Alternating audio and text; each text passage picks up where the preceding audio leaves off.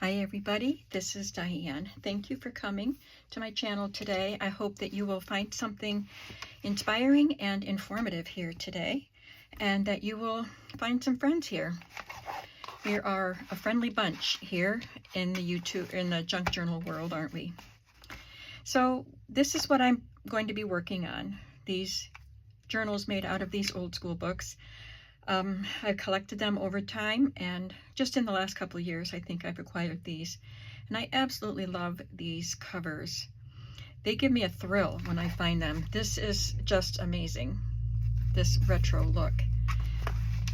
And this one, they're in good condition. I've already taken the book blocks out, and this one, of course, love this one. So this is, I'm keeping this one for myself, and I'm going to be making these for the shop. I don't take reservations, so you'll just have to keep watching and see when they're ready to go in the shop.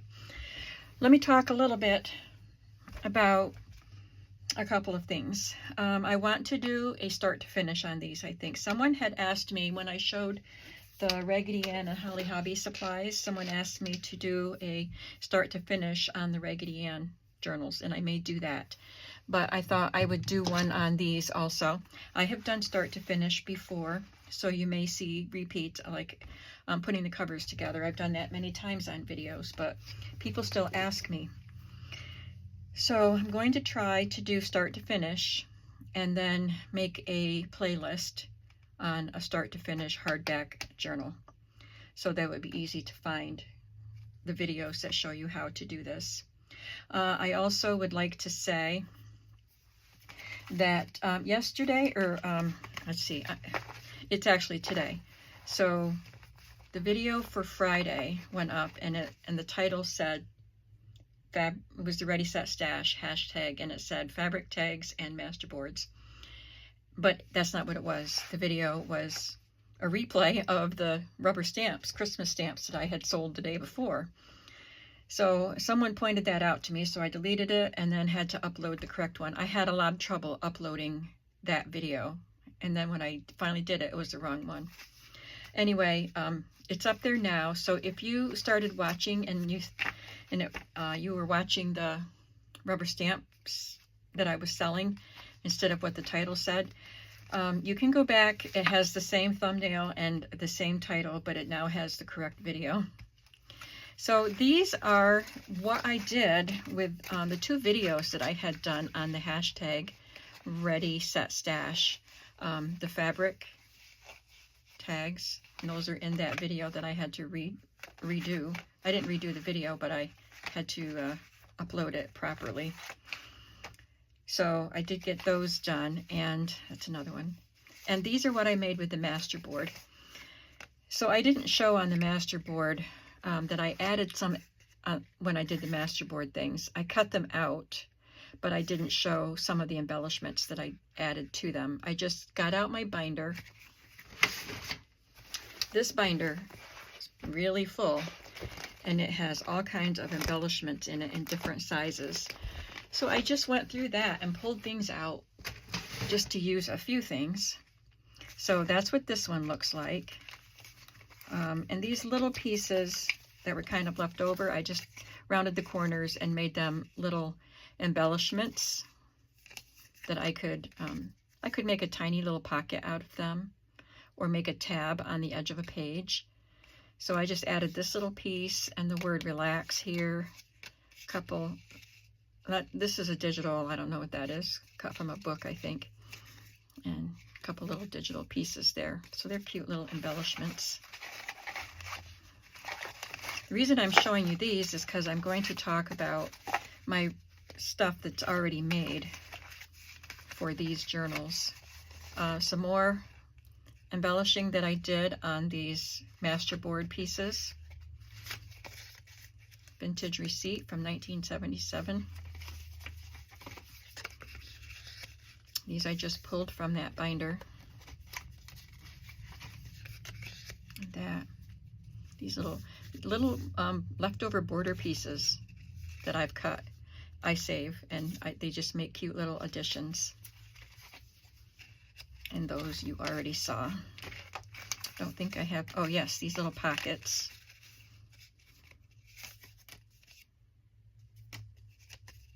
This is a 1946 calendar page. Just a tiny little calendar.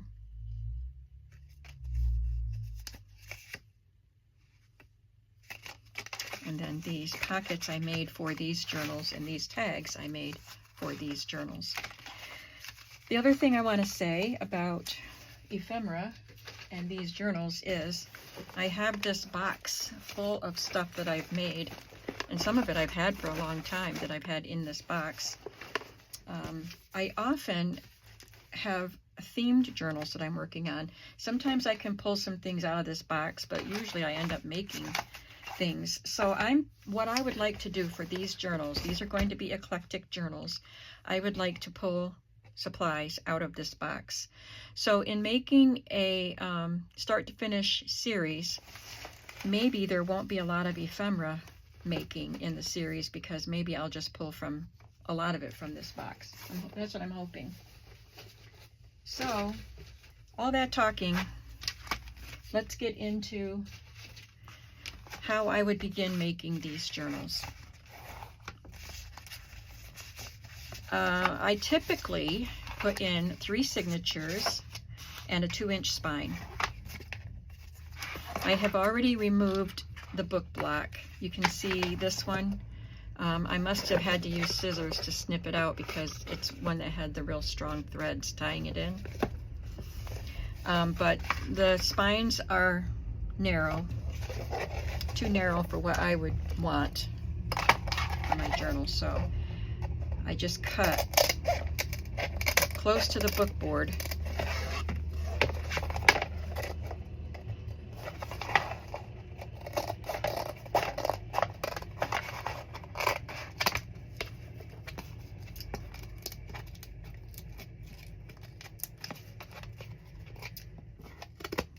This is one of those real sturdy school books that had the heavy fabric and the thick threads.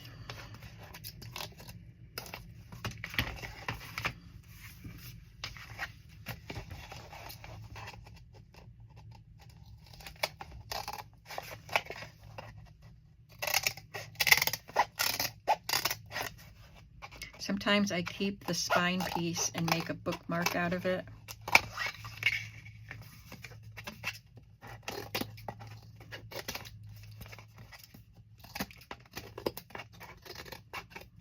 Depends on how pretty the spine piece is or how interesting. That one's in good shape, but you can't read the writing on it very well. It's white on yellow, using good English 4, so that's interesting. I could make, if I cut that down, I could maybe make a bookmark out of it. We'll see. Something in there doesn't want to cut.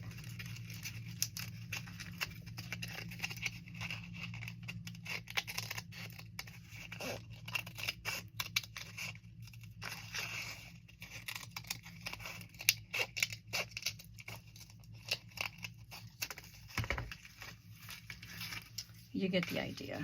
I would cut the other end off and then decide if I want to make a bookmark out of it. Let's just get into making covers. Maybe I'll put together, I don't know if I'll do 1 or 2 in this video.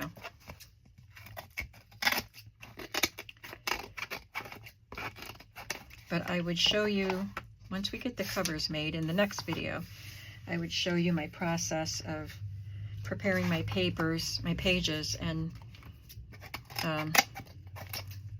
my steps in decorating the pages. Like I have kind of a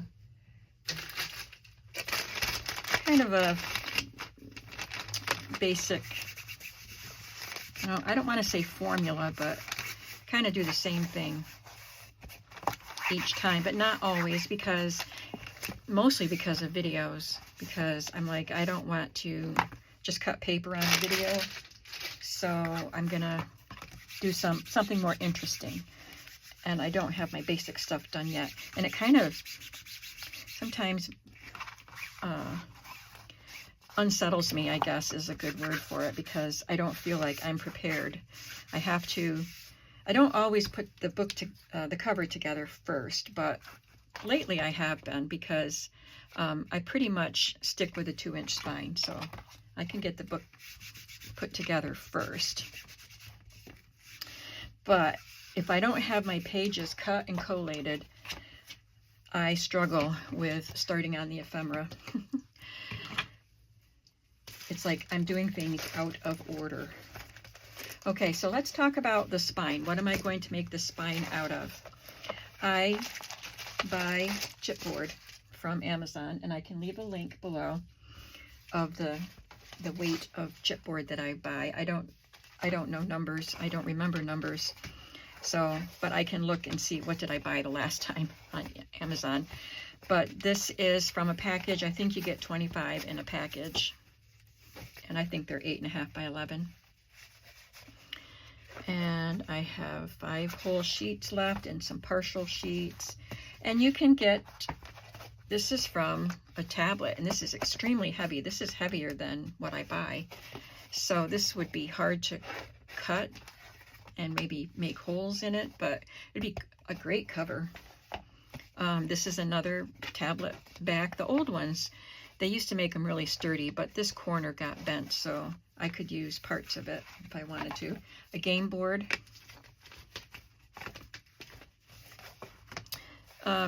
This is a real sturdy one too, and you can tell that was a tablet back.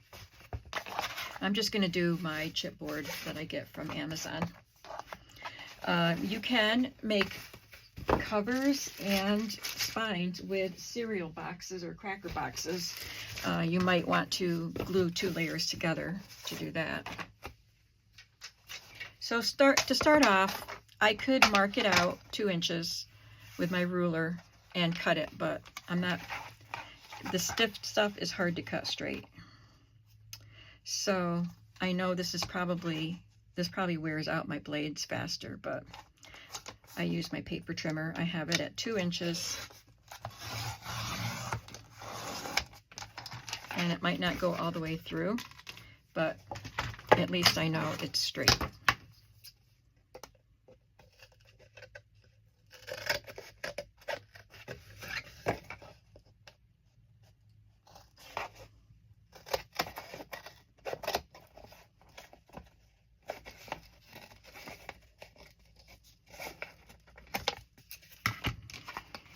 And since I'm making 3 journals, I'll cut 3 spines.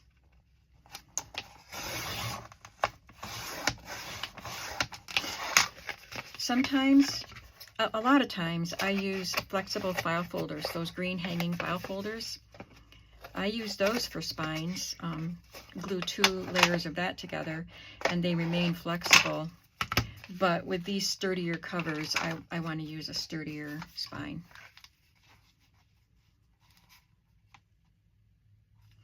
But if I was using the file folder as a spine, whoops, let's get it where it belongs.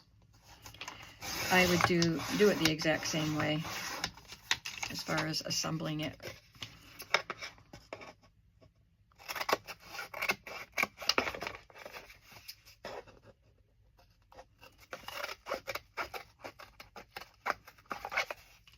And this would be big enough for another spine at another time.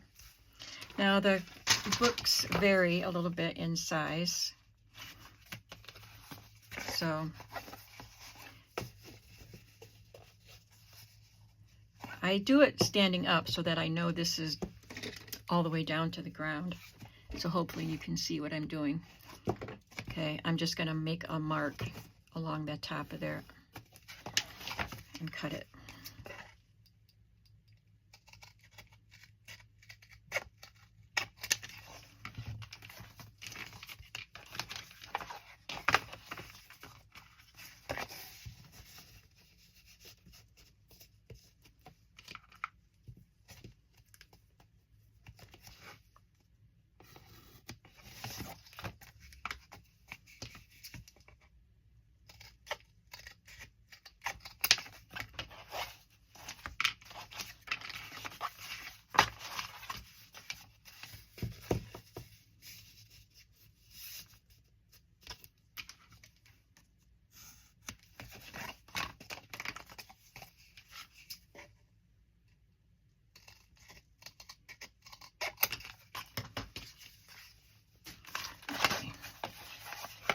go back to this one and just focus on this one for the rest of the video.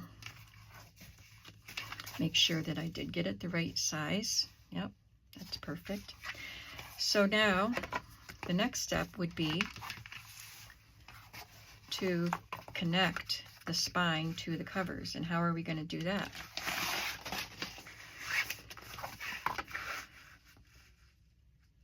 You could just do it with fabric, and I will put fabric on it, but I like to reinforce it with some Tyvek first. So this is Tyvek that I also get from Amazon.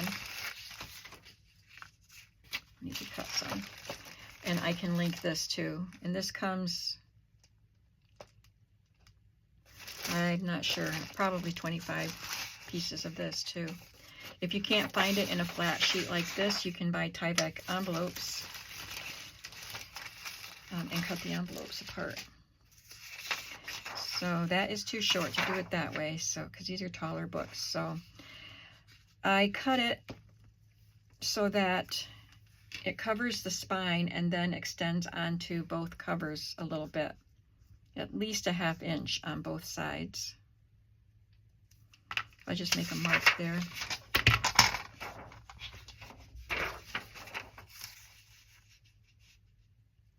If my spine is usually 2 inches, then the Tyvek should always be pretty close to the same, but I never remember, and I always have to mark it. But this is 2 and just a little over 2 3/4. It's almost, I'm sorry, 3 1/4. It's about 3 1/4. Will I remember that the next time? Probably not. I'll cut another one here while I'm at it though. 3 1/4.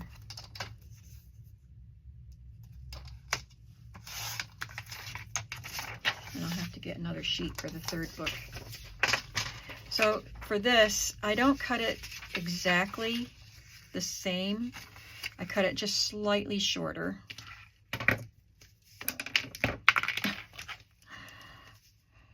Doing fancy tricks with my pencil. Just because it doesn't have to go all the way up to the top. Okay, here comes the putting together part. I use red line tape. I just call it red line tape because it's lined with red. That's the backing part that you pull off. Here, I use 1/4 inch. This is 1/8 inch. I got that by mistake. I ordered it online. But I think I'm going to need another roll. So let me grab another roll. This is what it looks like when it comes from Hobby Lobby. This is the paper shop. Hobby Lobby has the cheapest. It's $1.49, and it used to be $2.99. And it is $2.99 or a little more than that at Michael's and Joann's, and they have their own branding on it. But you can also order it from Amazon. So I take my tape and run it along the edge of the spine.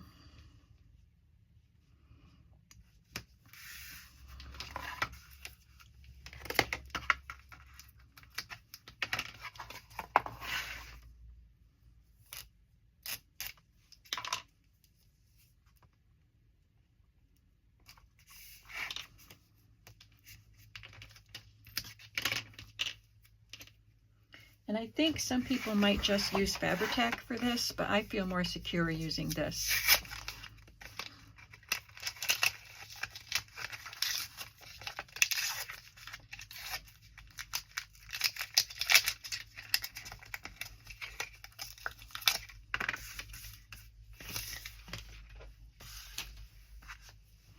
So those are already lined with it, and then I'll just put it all around the edges of the spine piece.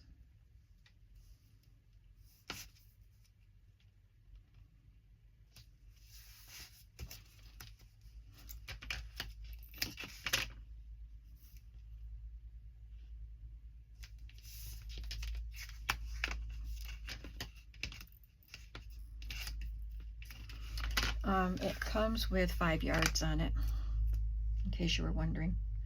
If you're ordering from Hobby Lobby, or sorry, from Amazon, and you wanted to know pricing, it's $1.49 for 5 yards.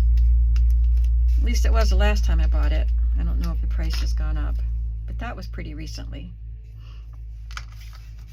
Okay, and then I press it down because this chipboard is fibrous and layered, and so sometimes when you go to pull it up, it pulls up a layer of chipboard. So I just press it down so the adhesive stays down and the backing comes off, just like that.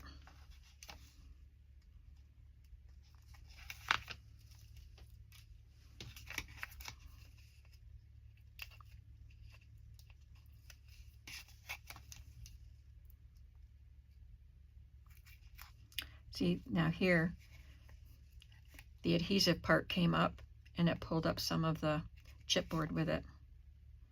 So I'll just move up a little further, get in under the red layer, and I'll show you what I'll do with that in just a second. So if I do pull up some of the chipboard, I want it to be securely down, so I just add a little glue right here and put it back down.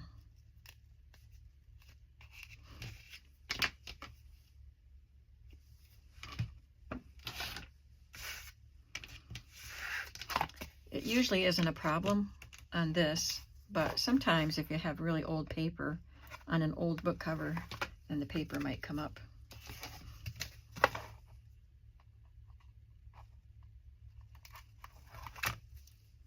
Okay, we're all set now.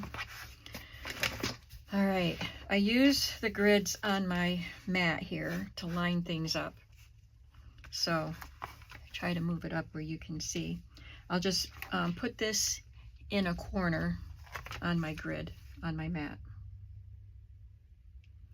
So I line up the edge and I line up the bottom so the corner fits right in the corner.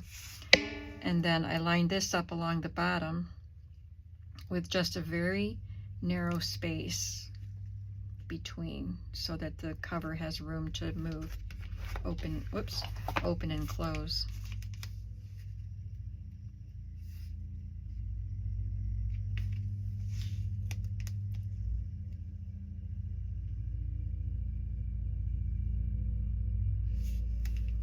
And you have your fingers touching this if it's on the tape, and you take your hand away, then you're going to move the piece, so you have to make sure you're not sticking to the tape. I do that a lot. Okay, everything is lined up along the bottom, and this edge is lined up, so they're lined up with this. Now I have my Tyvek piece, and I want to just set it down, kind of center it and set it down without shifting anything.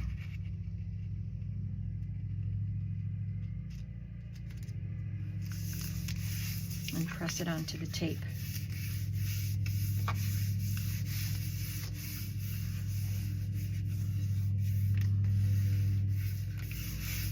Okay, now we have a book cover with a spine. Now the fun part. We get to choose a fabric. Now this is kind of unusual because there's absolutely no blue here, but this is a blue cover. But I would pick a fabric that would match this, and we have a peachy pink, and we have a mint green, and of course black. So let me see. I brought my baskets of fabric. These are the baskets that I have nicely organized so that I can see what I have.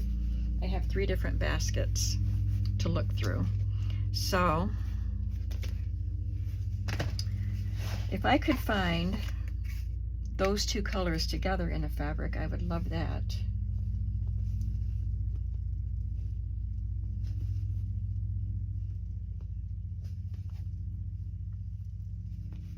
How about this?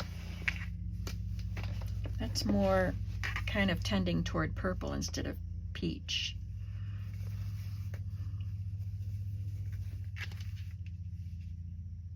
That's a possibility. It's got all these little horses and riders on it, so that's cute and eclectic. But let's keep looking. Looking for a mint fabric.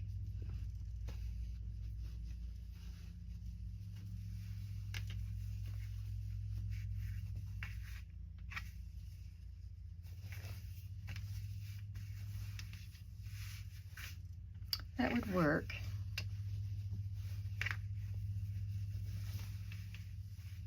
But I think I like that better.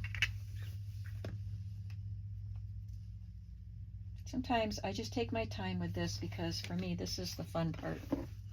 It would also be fun if it had these two colors plus the blue.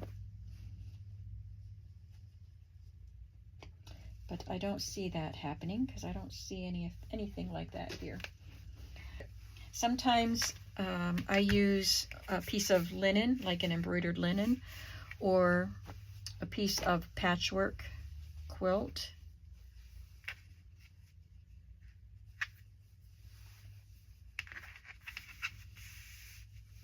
Even chenille. I use chenille. Well, I've got one here, right here. I used a piece of chenille on this book. Feed sack fabrics are fun.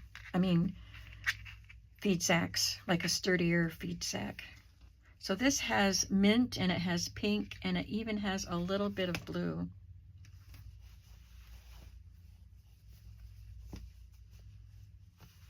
Look at that ladybug fabric. That is so cute.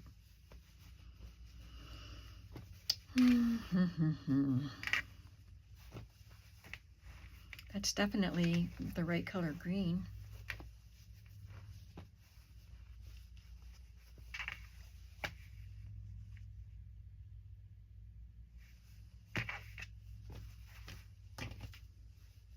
I think I might just go with that, just this.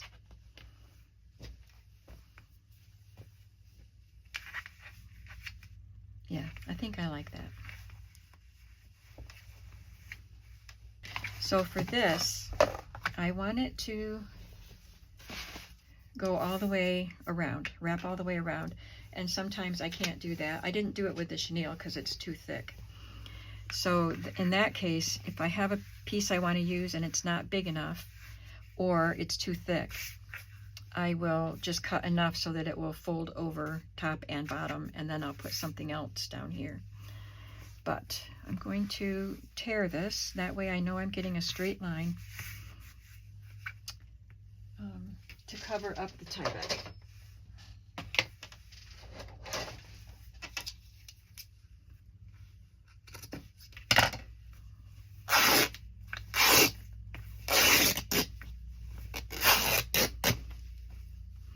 Okay, so this was not cut straight,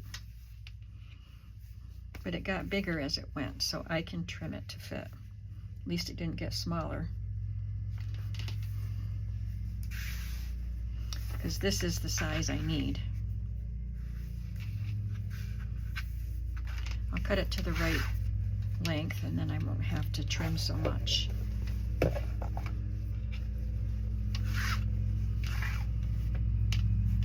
So if it wasn't cut straight, when you tear it, it tears on the grain of fabric, so it tears straight.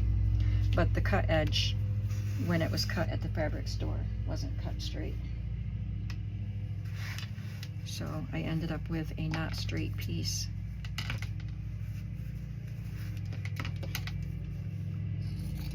Oh, yeah, I got it.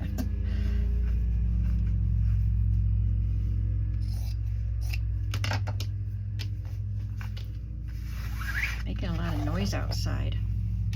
Somebody's doing some mowing with a big mower, sounds like. Just trim off that selvage edge. And I'm gonna fold it in quarters. And this is the width I need it to be. So I'll just trim it to match that.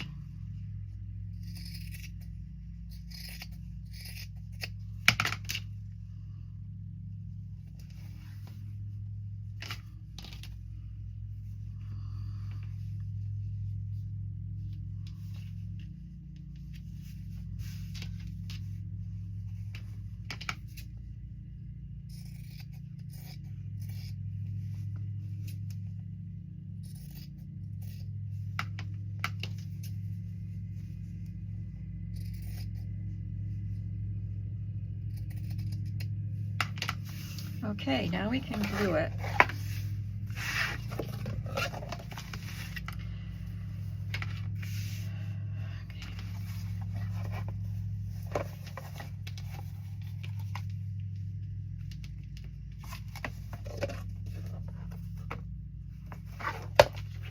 So I'll start it at the bottom with a little flap at the bottom, little fold over part, and then I'll glue the outside, and then I'll glue this part down.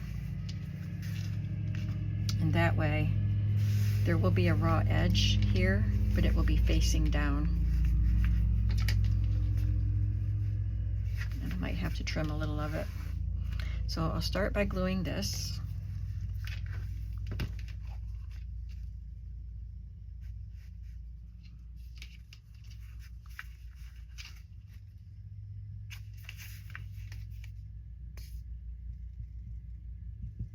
I would like to keep the end papers on this book, but there are things I need to cover up on it.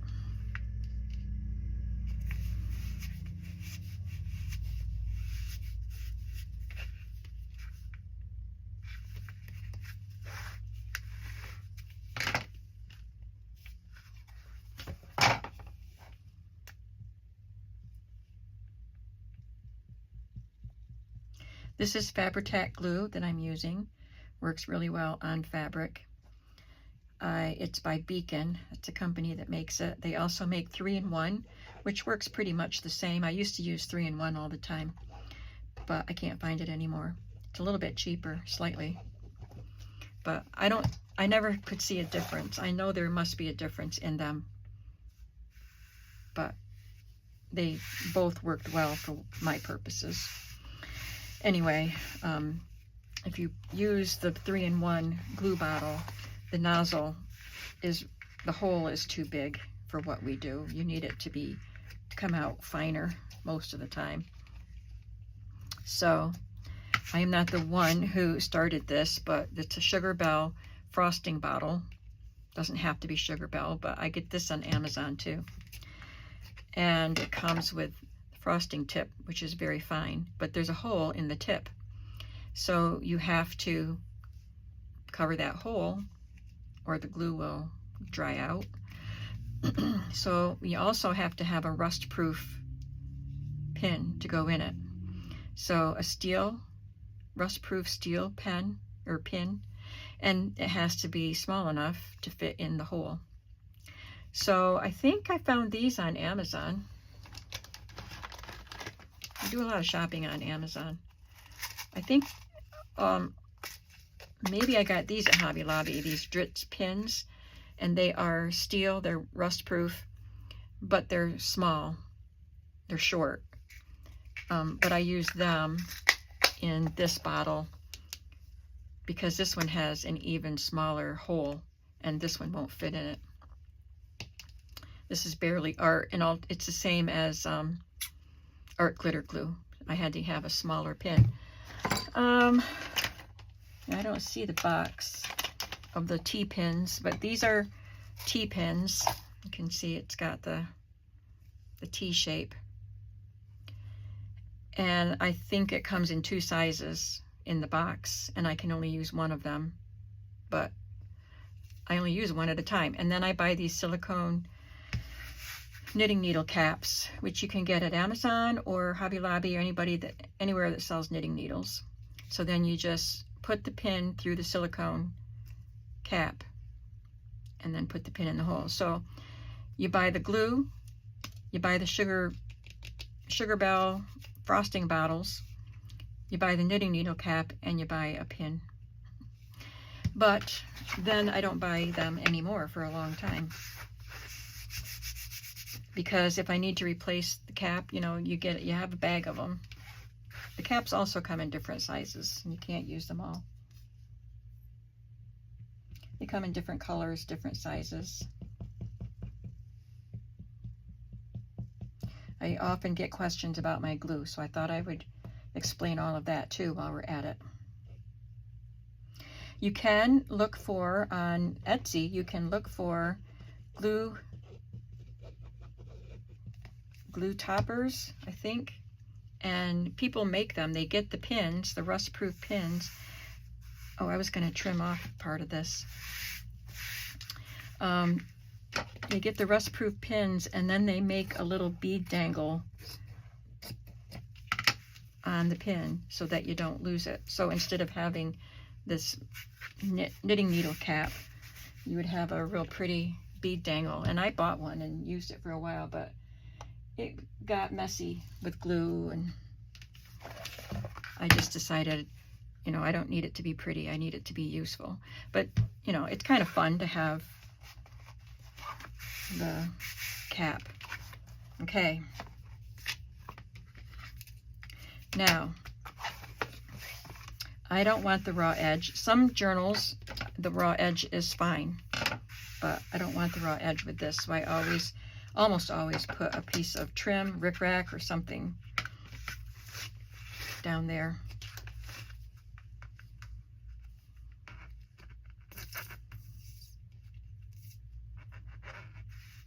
So I'm going to grab some trims and we'll pick out some trims.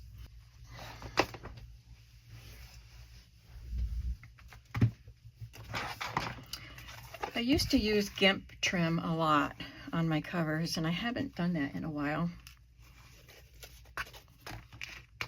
I often use rickrack too. I like this color of GIMP.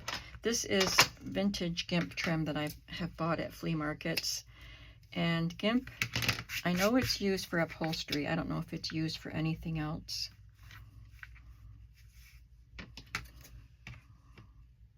I have it in a lot of colors because a couple of times I bought some batches, like bundles of GIMP trim that the upholsterer didn't want anymore or passed away or something, so I ended up with a bunch of different colors of it.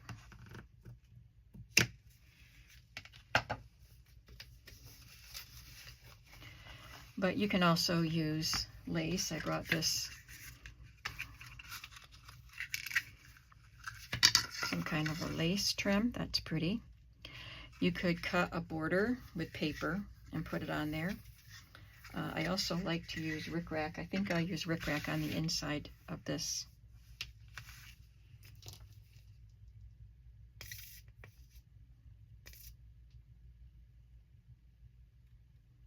Or you can leave the raw edge. Something that would be fun to do would be to sew, make it a little wider than you need it to be, and then sew a stitch line and then fray it to the stitch line and have a frayed edge. That would be fun for certain kinds of journals. So I have this much fabric. I could have made it a little bit narrower and have a little more of the title showing, but I like the security of having it on the cover, not just right on the edge. I'm always afraid of it, you know, pulling off as the book opens and closes. Does that make sense? As you open and close it, it might, wow, this one's even further over. But that's okay, that's the back cover.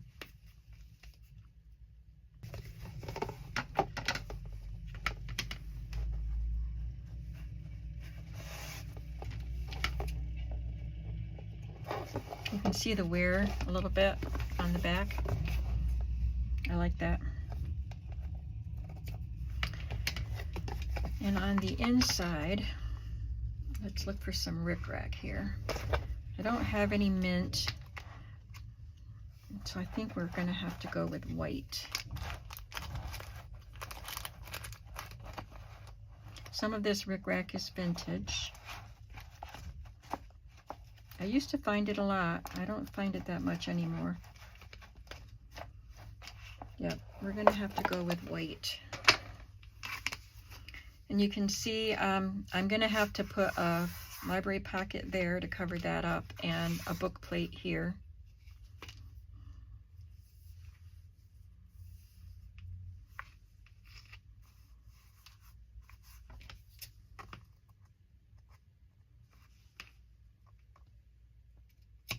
This is a vintage piece of rickrack. It's got a little stain on it. So It's not pure white.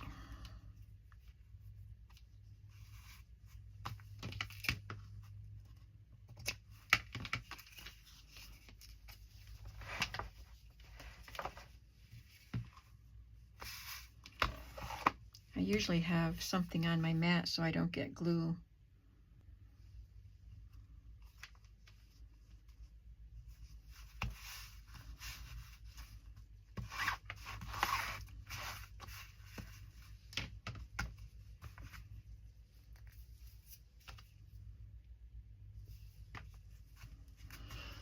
Okay, library pockets. I have some vintage ones. These are unused vintage ones, not super old because they have adhesive. I have some that I've pulled out of books that are older. I don't like that it's so close to that, but that's the way it has to be. I think I'll use that one, and I'll just put something on top of that. Since we have an orange background, I'll put an orange card in it. That'll be cute. And I've got some book plates in different sizes. Where'd that box of book plates go? Okay.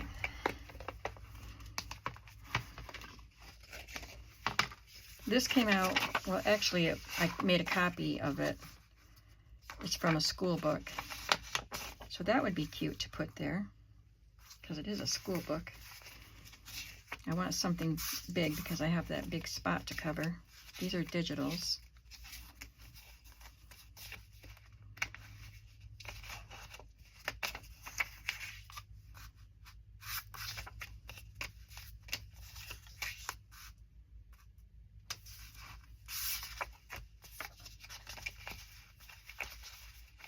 Mary Engelbright ones. I think we'll just go with this.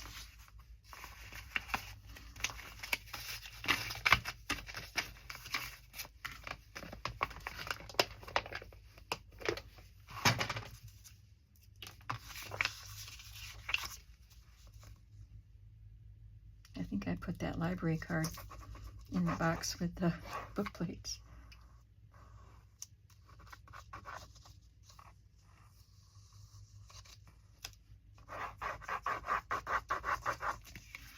Sometimes I don't do the book plates and the pocket till I'm done with the book, but there's no reason not to.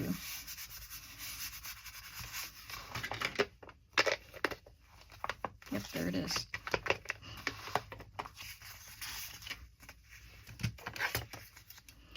When I cut my paper for this book, I'll use a scrap of the paper maybe to cover that up. So I'll just glue it in for now. That looks straight.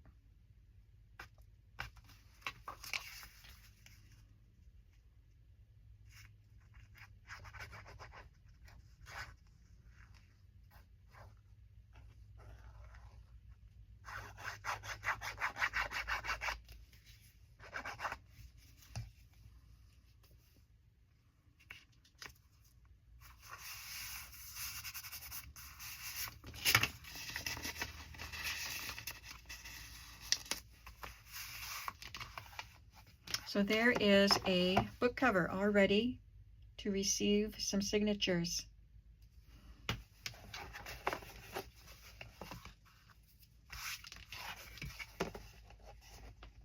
That's very cute.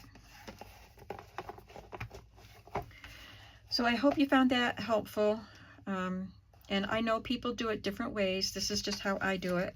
If you have a different way of doing it that works for you, that's great.